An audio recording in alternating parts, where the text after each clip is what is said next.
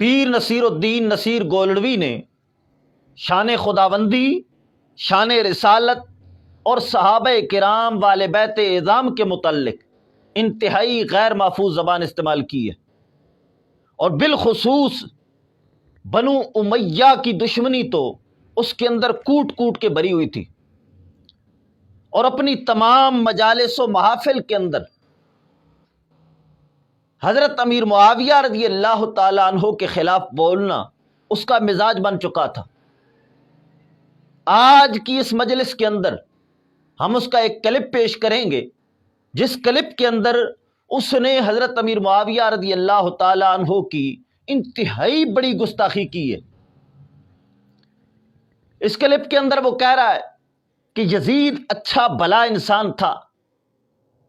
یزید کو اتنا مجرم بنایا، اتنا بد کردار بنایا تو بنانے والا معاویہ ہے۔ یزید قاتل اہل بیت بنا، یزید دشمن رسالت بنا، تو اس وجہ سے بنا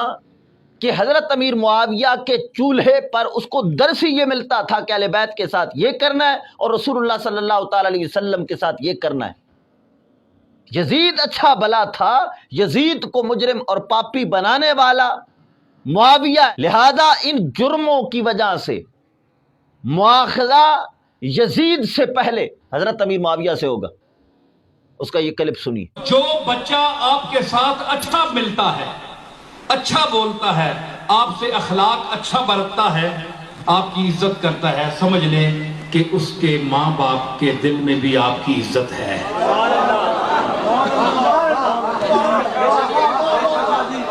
اور جو آپ سے نفرت کرتا ہے، چلاکی کرتا ہے، نفرت کی بات کرتا ہے، چکر چلاتا ہے، سمجھیں کہ اس کے ماں باپ بھی آپ سے ٹھیک نہیں ہے، کیونکہ ان کو چولہے پر گھر میں وہ درس ملتا ہے، بچے سنتے ہیں ماں باپ سے کہ تم نے کس کے ساتھ کیا سلوک کرنا ہے۔ اب میں نہیں کہتا یہ سنیں، میں نہیں کہتا کہ یزید کو کس نے سکھایا، ظاہر ہے کہ ماں باپ نے ہی سکھایا ہوگا نا۔ یزید جس کے گھر پیدا ہوا، تو بچپن سے اگر حب رسول کا درس دیا جاتا، اگر علی کے مقابلے میں نہ نکلا جاتا،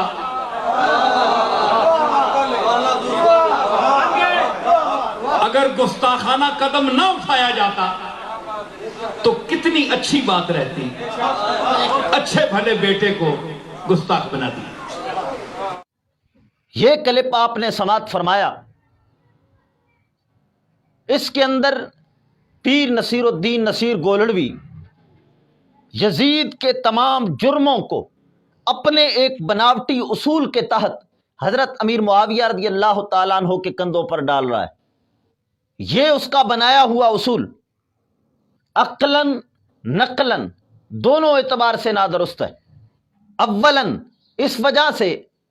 کہ اللہ تعالیٰ نے قرآن مجید سورہ فاطر کی آیت نمبر 18 کے اندر فرمایا وَلَا تَزِرُ وَازِرَةٌ وِزْرَ أُخْرَىٰ، کوئی بوجھ اٹھانے والی جان دوسرے کا بوجھ نہ اٹھائے گی۔ یعنی باپ ہونے کے ناطے، اولاد ہونے کے ناطے ایک کا جرم دوسرے کے سر نہ ڈالا جائے گا کہ وہ اس کا باپ ہے لہذا اولاد کا جرم باپ پر ڈال دیا جائے، یا وہ اس کا بیٹا ہے تو باپ کا جرم اولاد پر ڈالا جائے۔ ایسے نہیں، اللہ تعالیٰ فرماتا ہے کہ جس کا جرم ہے وہی اٹھائے گا اس جرم کو، ایک کا جرم دوسرے کے سر پر نہیں ڈالا جائے گا۔ اور یہ ہے میرے ہاتھ میں سنن ترمذی، اور اس کا محقق نسخہ ہے صفحہ نمبر 811 اور حدیث نمبر 2298۔ حجۃ الوداع کے موقع پر حضور اکرم صلی اللہ تعالیٰ علیہ وسلم نے صحابہ کرام کو خطاب فرماتے ہوئے فرمایا الا لا یجنی جان الا علی نفسہ، الا لا یجنی جان علی ولدہ ولا مولود علی والدہ، او کما قال۔ حضور اکرم صلی اللہ تعالیٰ علیہ وسلم نے فرمایا کوئی جنایت کرنے والا جنایت نہیں کرتا مگر اپنی جان پر، یعنی جو جرم کرے گا اسی کو مواخذہ ہوگا، اس کا ضرر کسی دوسرے کو نہیں پہنچے گا۔ زمانہ جاہلیت میں یہ تھا، قتل ایک کرتا تھا اور قصاصاً دوسرے کو قتل کیا جاتا، باپ ہونے کے ناطے، بیٹا ہونے کے ناطے، رشتہ دار اور کنبے کا فرد ہونے کے ناطے دوسرے کو قصاصاً قتل کر دیا جاتا تھا۔ لیکن حضور اکرم صلی اللہ تعالی علیہ وسلم فرماتے ہیں خبردار، ایک کے گناہ کا ضرر دوسرے کو نہیں پہنچے گا۔ اور فرمایا الا لا یجنی جان علی ولدہ ولا مولود علی والدہ، کہ کوئی والد اپنی اولاد پر جنایت نہیں کرتا اور اولاد اپنے باپ پر جنایت نہیں کرتی، یعنی باپ کا جرم اولاد پر نہیں پڑے گا، اولاد کا جرم باپ پر نہیں پڑے گا۔ یہ حضور اکرم صلی اللہ تعالی علیہ وسلم فرما رہے ہیں۔ یہ حدیث مبارکہ سنن ترمذی کے اندر ہے اور مسند امام احمد بن حنبل کے اندر ہے، ابو داود کے اندر ہے اور سنن نسائی کے اندر ہے، ابن ماجہ کے اندر ہے، اور یہ حدیث صحیح لغیری ہے۔ یہ قرآن پاک اور احادیث مبارکہ کا بیان آپ نے سماعت فرمایا، جس کے اندر صراحتاً یہ بتایا جا رہا ہے کہ ایک کے جرم کی بنا پر دوسرے سے مواخذہ نہیں ہوگا، باپ کا جرم اولاد پر نہ ڈالا جائے گا اور اولاد کا جرم باپ پر نہ ڈالا جائے گا، جس کا جرم ہے اسی ہی پکڑا جائے گا۔ ثانیاً، اگر یہ نصیر کا اصول مان لیا جائے کہ اولاد کے جرم کی وجہ سے ماں باپ کو پکڑا جائے گا اور اولاد کا جرم ماں باپ پر ڈالا جائے گا، تو میں پوچھتا ہوں، آدم علیہ السلام کے بیٹے قابیل نے اپنے سگے بھائی حابیل کو قتل کیا اور قتل انسانیت کا پہلا مجرم ٹھہرا، تو کیا ان کے متعلق بھی یہ کہا جائے گا کہ قابیل کو آدم علیہ السلام کے چولہے سے درسی یہ ملتا تھا، وہ قتل انسانیت کا پہلا مجرم ٹھہر رہا ہے، نبی کا گستاخ ٹھہر رہا ہے؟ تو لہذا یہ جرم قابیل کا نہیں ہے، بلکہ قابیل کو تو اپنے والد کے چولہے سے درسی یہ ملا ہے۔ کیا ان کے متعلق بھی یہ کہا جا سکتا ہے؟ قول مشہور کے مطابق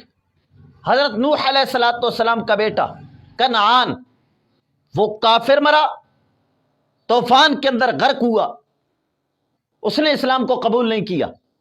تو کیا حضرت نوح علیہ السلام کے متعلق کہا جا سکتا ہے کہ نوح علیہ السلام کے چولہے سے کنعان کو درسی یہ ملتا تھا، اس وجہ سے وہ اس طرح کا گستاخ اور کافر مر رہا ہے؟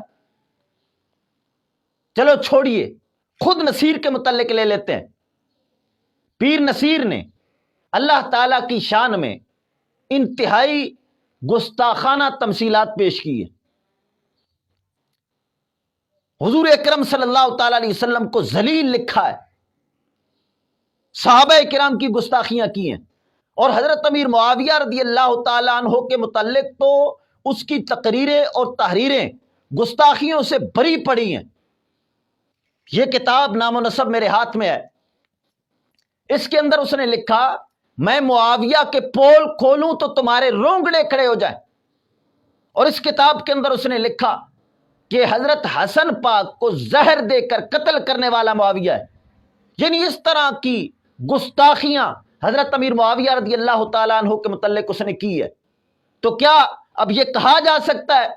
کہ یہ اتنا مجرم نہ تھا، بلکہ پیر مہر علی شاہ سرکار کے چولہے سے اس کو درسی یہ ملتا تھا، یہ اچھا بھلا انسان تھا، مجرم بنایا تو انہوں نے بنایا؟ کیا یہ کہا جا سکتا ہے؟ اگر نہیں کہا جا سکتا، اور یقیناً نہیں کہا جا سکتا، تو میں کہتا ہوں جب قابیل کا جرم آدم علیہ السلام پر نہ جائے اور کنعان کا جرم نوح علیہ السلام پر نہ جائے اور اس شخص کا جرم تاجدار گولڑا پر نہ جائے، تو پھر یہ بے ڈنگا قانون فقط حضرت امیر معاویہ کے متعلق کیوں ہے؟